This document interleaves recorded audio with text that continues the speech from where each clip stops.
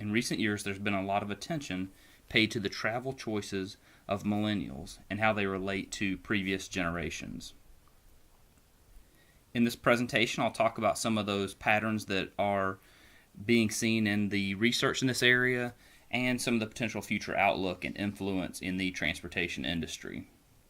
One of the biggest things we need to think about, though, when we're thinking about millennials or any generation are cohort versus age effects. And so as an example, this graph shows the percentage of people by age group who watched any TV news yesterday. So we see the total overall was 57% in 2006 and 55% in 2012. But then we see as we look at the age breakdowns, there's a huge discrepancy between younger ages and older ages. And so looking at this image, we might predict that as people age, they watch more and more TV news. That might be a combination of more leisure time available to watch the news or more particular interest in local, national, or international news. So we see our largest group or largest age range is the 65 plus. But one thing that is interesting to look at is the difference in the youngest age group, 18 to 29-year-olds, was at 49% in 2006, and that drops substantially in 2012 to just 34%.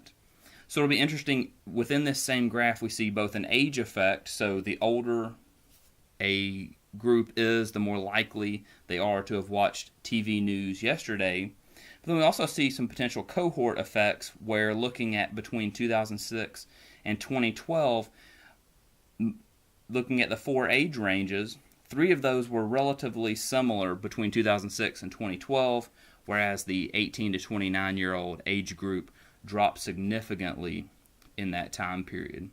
So this is just a look at the potential cohort effect versus age effect. So when we talk about millennials, we're talking about them as a group, as a cohort, but as that group or cohort ages, they might change their preferences, their choices because of their ages. So as we look at any information related to travel or any behavior, millennials might change just because they age, and we see that in various other examples. And so we should just keep that in mind as we look at millennials. Are they traveling differently because they're younger, or will they sustain those travel behaviors longer term? So a little more detail about the generations. Depression babies, this is also known as the silent generation, or those born between 1930 and 1945. The baby boomers, this was the large generation following World War II, born between 1946 and 1965. And then Generation X, also known as the baby bust generation, were those following the baby boomers, born from 1966 to 1980. And then the big focus of this presentation is looking at Generation Y, also now more commonly known as the millennials. These are born between 1981 and 1995. These are the children of the baby boom generation, so we would expect these to be a larger generation. And it is a much more racially and ethnically diverse generation than those in the previous generations. And the immigrants will continue to increase the number of young adults in the United States that fit into this generation. All these age ranges are pretty approximate.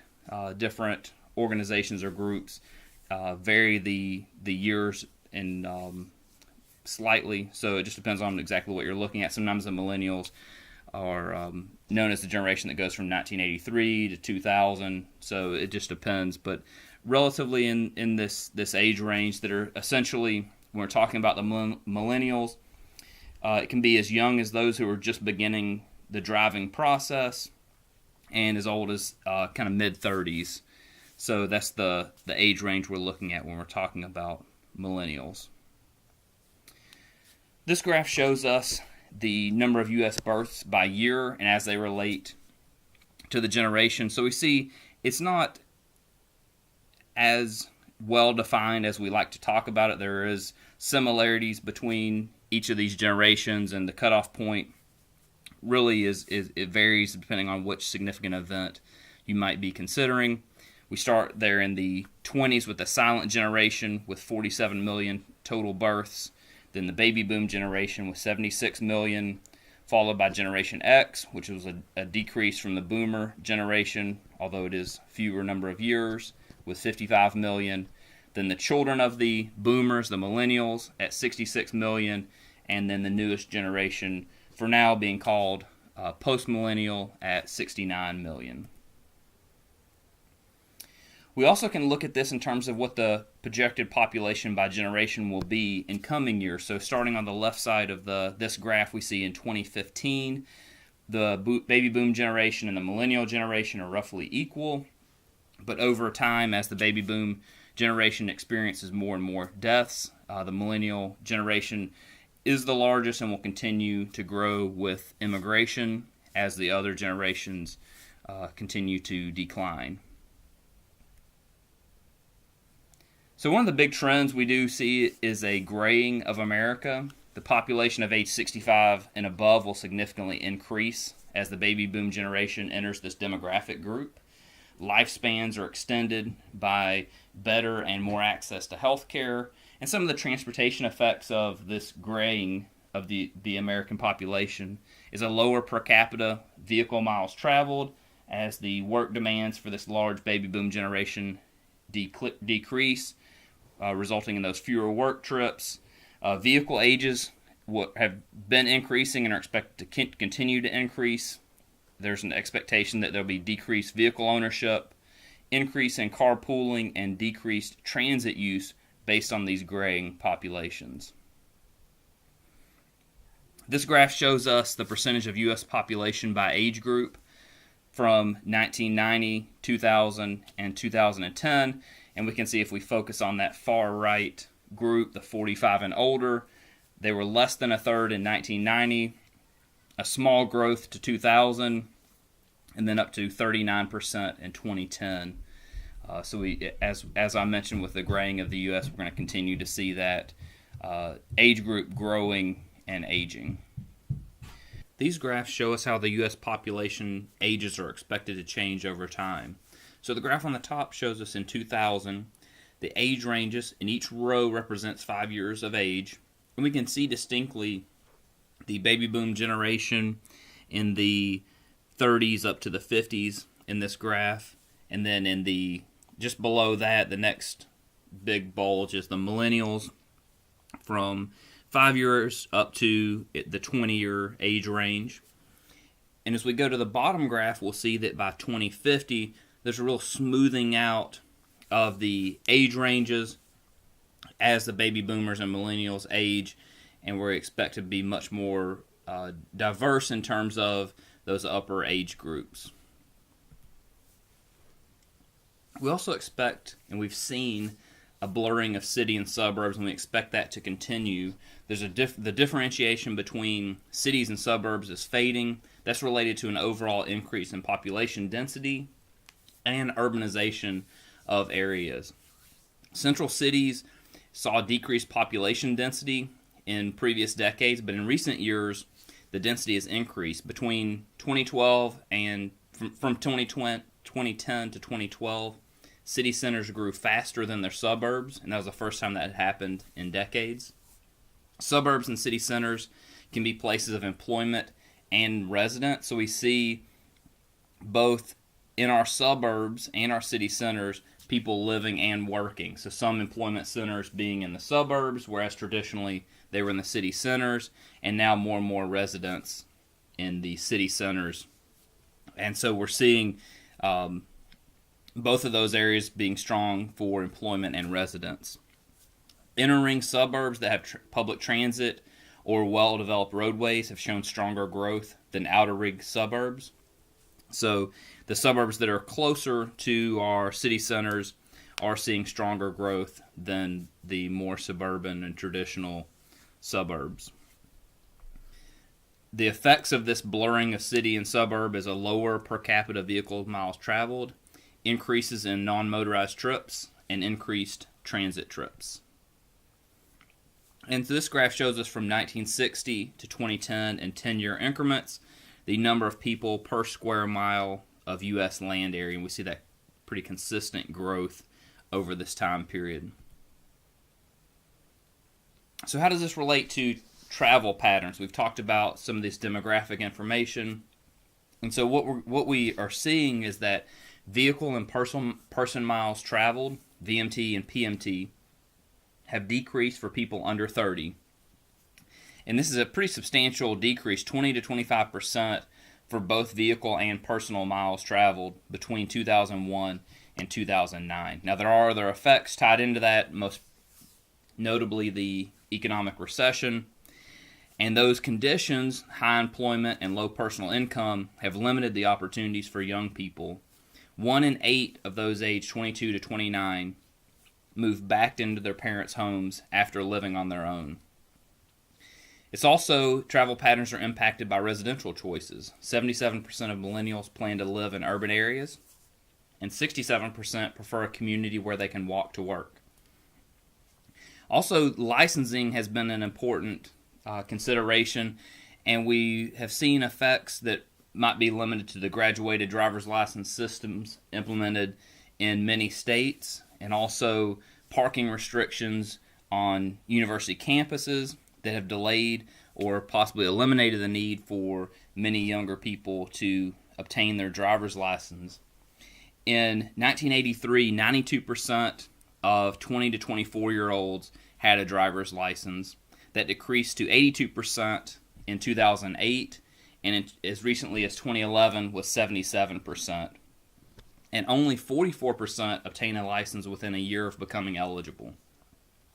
And a lot of this, in addition to the economic effects and difficulties in having these on campus, difficulties in the graduated driver's licensing system, it's no longer seen of a symbol of freedom to have a vehicle. So delaying the licensure, using social media to communicate with their peers are seen as another alternative in terms of actually seeing someone face to face.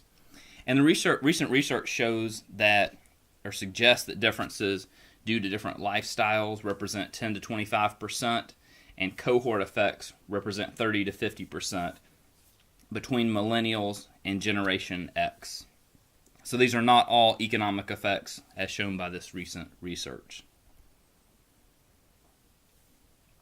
This graph just shows us the change over time from 1994 to 2014 of the 18 to 34-year-olds living with parents. And so see, it was very steady until the housing crisis hit in 2007, 2008, where that percentage went up substantially. And now, though, it does look like it is starting to decline again.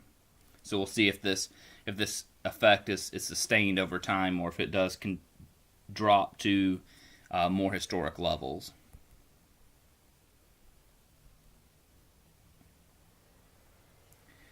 We also have information on the change in commute mode share. And so this looks at 16 to 24-year-olds, 25 to 44, and 45 to 64-year-olds between 2006 and 2013. And so all of these groups saw decreases in using a car either individually or as a carpool. But what we see is those younger generations, including the 16 to 24 and 25 to 44, increased their use of public transportation or other means, where the older age group, the 45 to 64-year-old, made up the majority of that difference by working at home. Although we do see increases in working at home from the younger age groups as well. So we see not only was there a decrease in car use, but actually the increase in public transportation and other means. There's also some environmental considerations that are really prominent for millennials. One quote talks about that our generation grew up knowing all about the effects on the environment that cars can have. So we've grown up with an attitude of wanting to do our part for the earth, something that we can easily do with public transit and not with cars. So a survey of millennials found that, not surprisingly, that walking and biking are better for the environment, and using a taxi or driving a car are at the other end of the spectrum of not being better for the environment.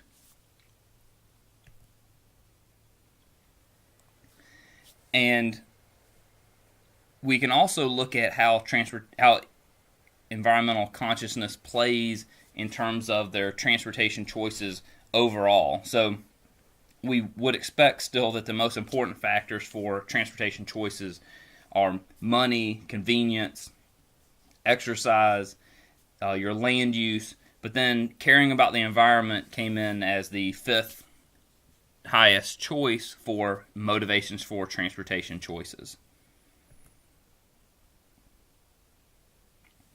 Another thing that millennials expressed a real value in using other modes is the ability to work anywhere, anytime.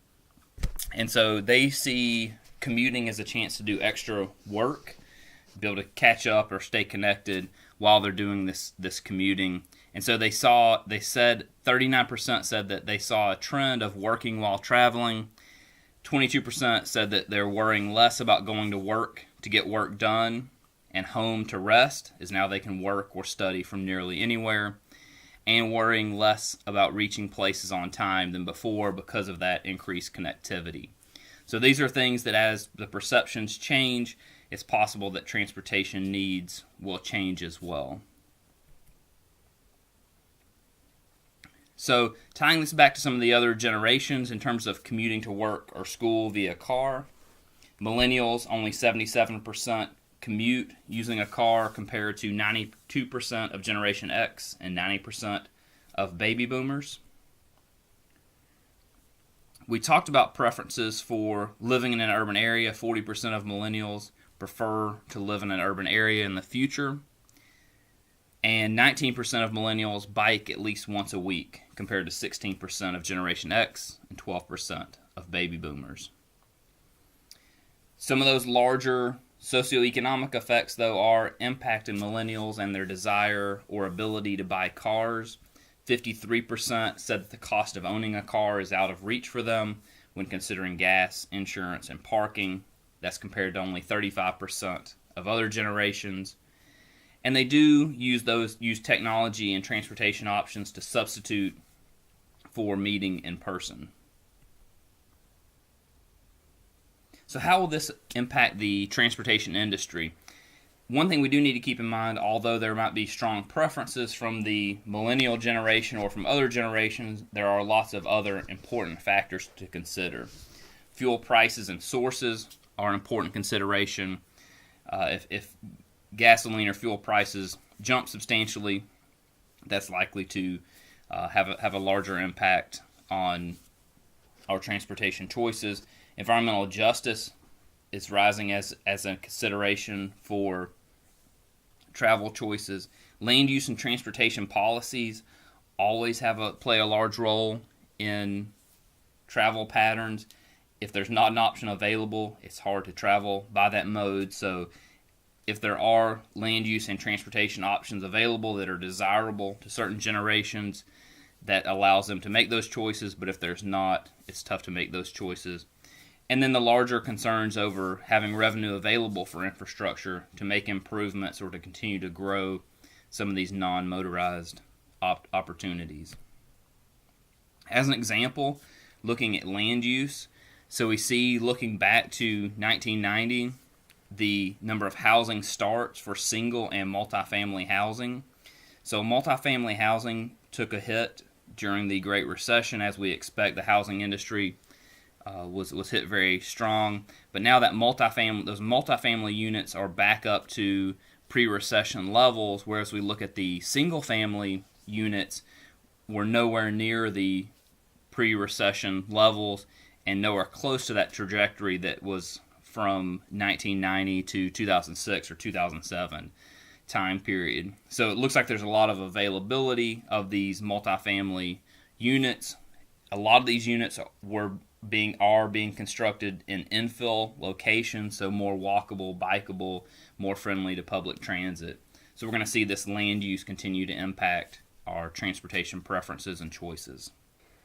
It's also important to consider how vehicle miles traveled are changing. So this graph shows from 1971 through 2016. We see the recessions shown in blue here, and we saw a large drop during the recession, that now we're starting to approach pre-recession levels of growth, and we've now exceeded some of the pre-recession vehicle miles traveled. But this has affected lots of organizations and lots of people, the way they think about vehicle miles traveled. So this shows the Washington State Transportation Revenue Forecast Council. The September 2013 forecast showed basically growth as usual, related to historical growth. But in September 2014, they revised that forecast and showed that vehicle miles traveled may not continue to grow and may actually decline. So this is very important if you're looking at how transportation is funded and what capacity we need for our highway system. And we also need to keep in mind that even though total VMT is starting to increase again and starting to reach pre-recession levels, the per capita continues to go down. And so really the total VMT that we see growing is more a reflection of immigration and a growing population than actually the desire for individuals to drive more miles each year. And so if millennials continue to drive less, what is going to happen to transportation and city planning? It will mean there's an opportunity for reduced congestion, fewer crashes, lower highway expenditures, and lower environmental impacts. There's a potential for more transit-oriented development, leveraging economic development around those systems. And again, those fit in with the desires of millennials living in affordable and convenient locations and in walkable communities.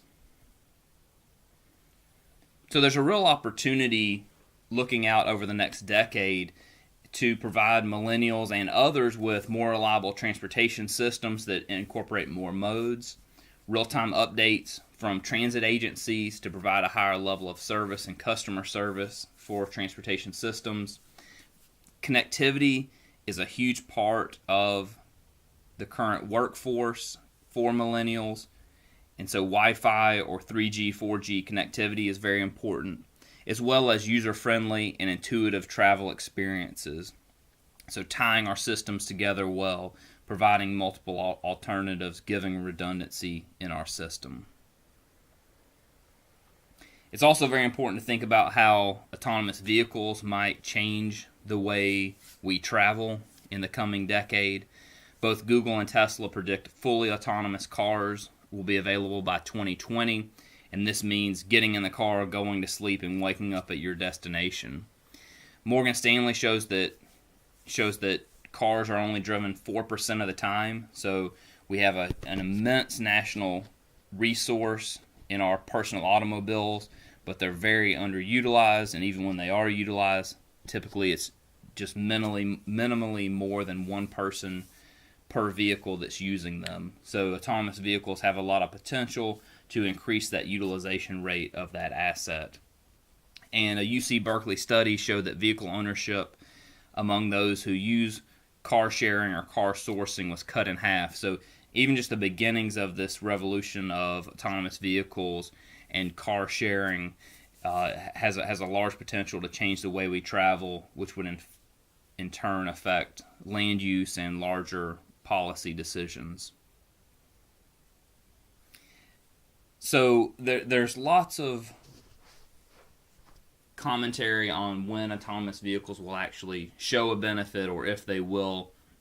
And so to me it is helpful to look back to the past and see what has happened. So we can look at the phone that took 73 years to go from 10% adoption to 90% adoption. Electricity took 42 years, starting in 1908.